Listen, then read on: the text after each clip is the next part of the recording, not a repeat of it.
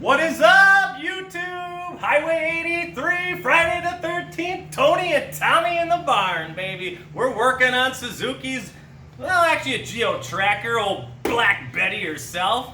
So, yeah, today we're showing you tune-up. Yeah, you want to see a tune-up? Let's do it, man. We're talking spark plugs, wires, distributor cap, rotor.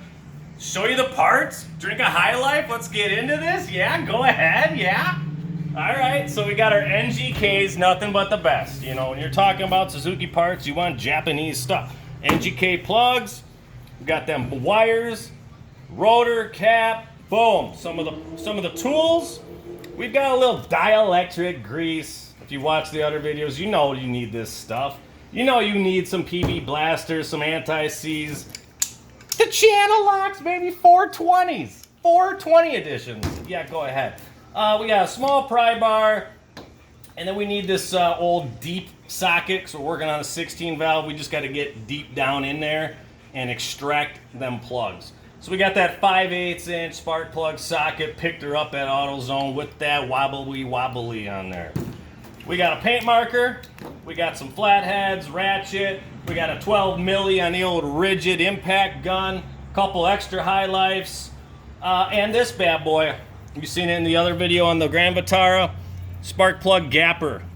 Gap them puppies. So now you see what you're gonna need. Now let's pop over to the truck. Let's start working on this thing. First things first, unplug the battery, you know what I'm saying? Some guys are razzing me about not doing it. So, you know, if it was me, I might just tear into it, but safety protocol, unplug the battery, then we're gonna tear into it. So what we're gonna do, this is a 16 valve, 8 valve will be slightly different.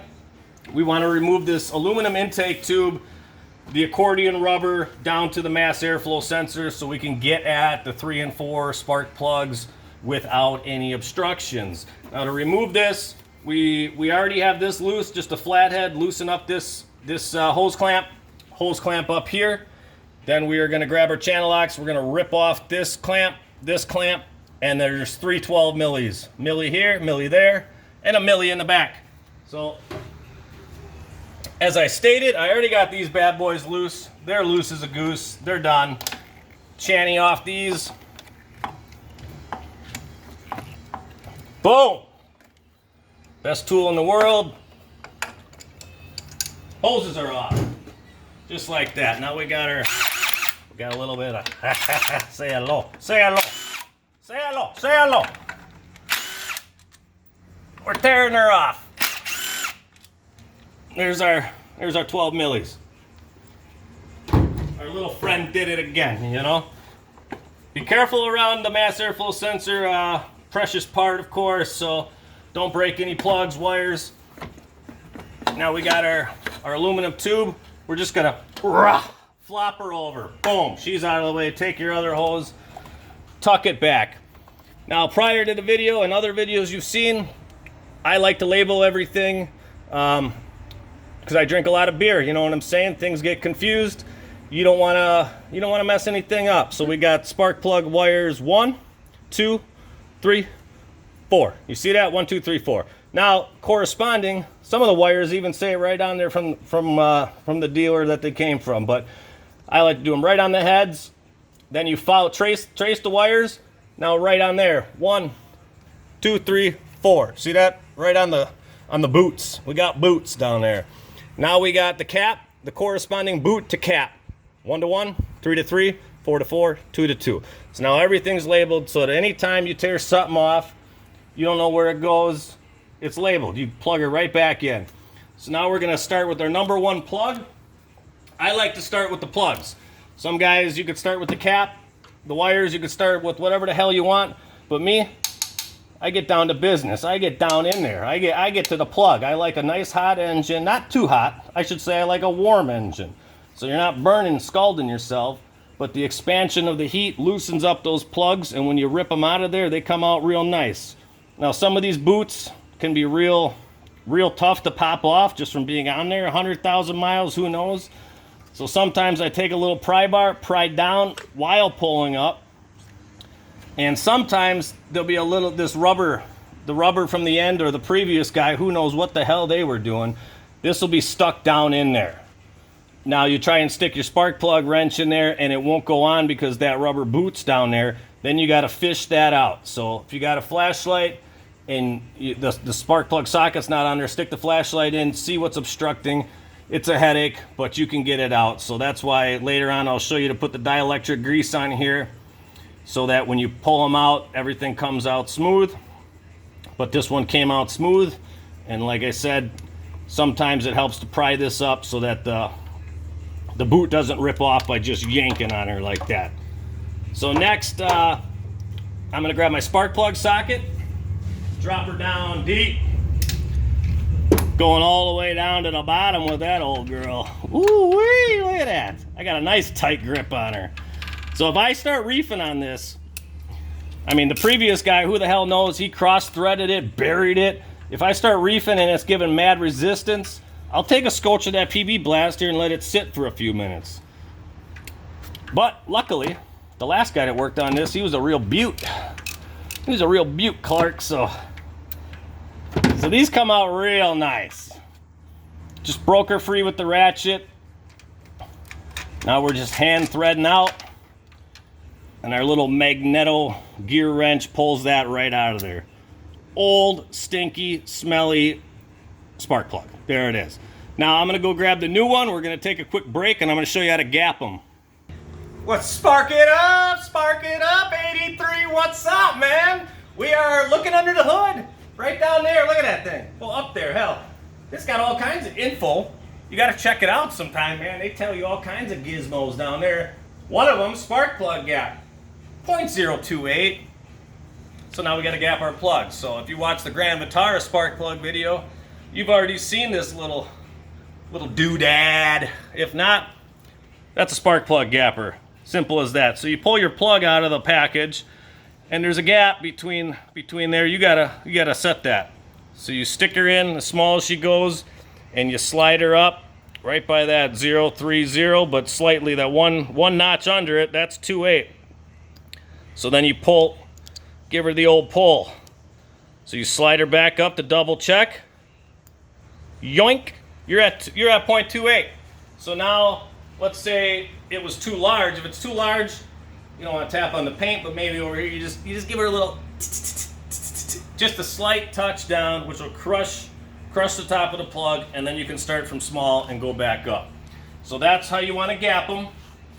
Again, you're working on a different type of vehicle. The gap's going to be different. Make sure you have the right gap. But what I like to do is take just an ever tiny little scotch. I mean, just a smidgen of that anti-seize, and just yeah, baby, look at that. I mean, that's just a touch.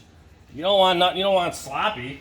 You just want a little something so she don't lock down in there, and the next guy or you can't get the damn thing out of there. So now we're gonna just don't drop it. You're just gonna ease it on down. See that? It was just easy, baby, ease it down. And slowly start threading her in. If you feel any resistance of any kind, any cross threading, pull her out, inspect the threads, clean them up. But this one threaded in real nice, of course. Now this is a rather large wrench for this. You might not want to use such a big one, but I got the feel. The old Tony touch, they call it. So now I got it, and then just a little, yeah. I mean, you don't want to bury these things, you know. You do not need any of that. You can always retighten, but once they're effed up, they're effed up. You dig? Okay, so now we're just gonna loosely put our spark plug wire back in there, and the other ends are already labeled. So we're gonna start working on the cap. Now, without these being labeled, you don't want to do this, but since they're labeled, you're all good. We're going to take our coil wire off. Now, if you have a 96 through 98, you're not going to have this wire. So you can skip this step. But for the early 90s, you're going to need that. This is your coil over here. So now you can start removing your spark plug wires, and no fear because they're labeled, so you know where everything goes. So now we're going to remove all four, tuck them down. Now some caps have a flat head, some caps have Phillips head, some have hex head. These ones are hex heads. I already broke them free with a small wrench earlier, so they're just going to be hand tight. And we're going to unthread the 2 screws that hold on the distributor cap. Ooh-wee! There's your cap. There's your cap. Cap's off. Set your cap to the side. Now this is your rotor. This is the next thing that's going to be replaced. What I like to do, so that there's no confusion, because when you'll see the bottom of this is a triangle, you don't want to put it in the wrong position. So I take my marker, see the electrode put in right where the marker is, so you know where to put the new one on. So then the rotor button simply slides off. You can see the bottom is a triangle, so you don't want to accidentally put it on. Whoop! Well, dropped it, but you don't accidentally want to put it on the wrong way. So you want to have it pointing right back to there. I'm going to grab the new rotor, and we're going to put that on, the new cap, and then we're going to get to the wires. I'll be right back. All right, guys, I want to correct myself on something earlier. I went a little fast, but when I pulled the spark plug, you were going to go down all 4 spark plugs and pull each one and replace each one, setting the wire back in. So I just pulled the one to make the video faster, but you're going to do all 4 at that time. Get all your plugs done, and now we're going to get back. We're going to put our rotor button back on, pointing to our paint marker or Sharpie or whatever you got. So it just simply pops in there, and now we've got our new cap that we had labeled just the same as the old one. So now I'm going to put the new cap on. I'm going to swap positions with the camera lady. Old faithful camera lady, we call her. Okay, so we got our new cap that we labeled 1, 2, 3, 4, just like the old one. Now this one's got a flat head. So we're going to tighten up the two screws holding on the cap, and then we're going to get to the wires, and I'm going to show you that in just a second. So we'll be right back. All right, we're down to the end here, so we're going to sneak a quick sip of that High Life, baby. Shout out to Miller. Miller Brewing, 1903 Miller High Life, Milwaukee, Wisconsin. Ah, yeah. So now we're down to the wires. I like to lay them out. Longest to shortest. Shortest is going to be number 4. Longest will be number 1. So we're going to start at number 4. We're going to take our dielectric grease, and we're just going to take a little bit of that, and we're going to stick it down in there. Little bit of that goes on there. So when you push this down, it's going to get into the boot. We got this thing locked and loaded. This thing's hot and ready. Watch out, people.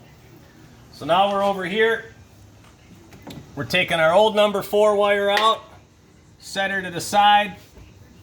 Now this one, you can stick her down into the spark plug hole, and the other one into the cap. And boom, that's one of them. Your one's done. Now we're going to pull out our number 3, and we're going to grease up the other number 3. We are going to stick that in the hole, plug it in. We're going to do number 2, plug it in. Number 1, plug it in. Then everything is done. You're basically done. You're down to reassembling everything. So now we can back up for a second, and you simply follow that procedure. Put all 4 spark plug wires back in. You will be all set. Put your tube, plug all the hoses back in, attach your battery cable, and you will be ready to fire up your truck. And that's standard maintenance on any vehicle, especially if you're driving in humid weather or rain and you're noticing hesitation, or you lift up the hood and you see sparking. That could be a cracked wire, distributor cap, anything affecting the spark action. So very cheap to do a tune-up, very fast and easy to do it, but you do want to label everything if you haven't done it before, so that there's no confusion, because if you cross the wires, cross wires are not good, you know what I'm saying? So hey, it's another Highway 83 YouTube video. We've got a few more coming out on old Black Betty. And yeah, Highway83Suzuki.com. Check us out, the online store. I haven't had as much time to talk on my phone lately because we're busy as hell. So I'm trying my best to get back to you guys, but I know, man, it sucks. But order from the website, text message me if you got to, or fill out the parts request form. And thank you guys for complimenting on the videos, and I hope I got a few of you guys drinking High Life. I know I heard about that, you know. Got them koozies. Well, I think we do them koozies on the website too. You know, pick some up. Pick up that 83 swag pack. You heard me? So we're coming out with new videos real soon. Thank you guys for watching. Ah, yeah, baby, 83, baby.